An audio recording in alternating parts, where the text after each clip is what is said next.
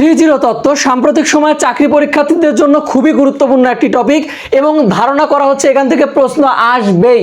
আমরা যদি একটু দেখি 3-0 তত্ত্ব বলতে কি বোঝায়, দেখেন আমরা ওইটার আগে দেখি যে 3-0 তত্ত্ব কোত্থেকে আসলো। দেখেন 3-0 তত্ত্বের প্রবর্তক হচ্ছে ডক্টর মোহাম্মদ ইউনূস, যিনি বর্তমানে অন্তর্বর্তীকালীন সরকারের প্রধান বাংলাদেশে।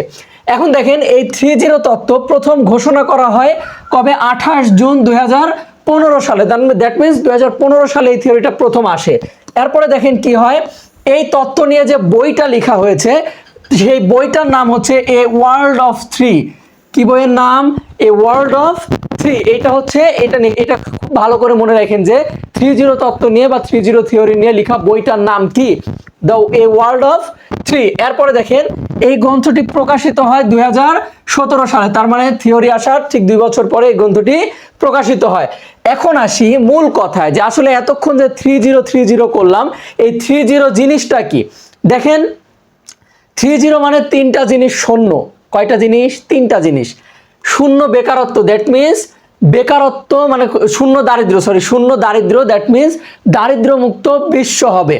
এরপরে কি? শূন্য বেকারত্ব, দ্যাট মিনস বেকার মুক্ত বিশ্ব হবে, সবাই কর্মঠ হবে এবং সবাই কাজ করবে বা কর্ম থাকবে সবার।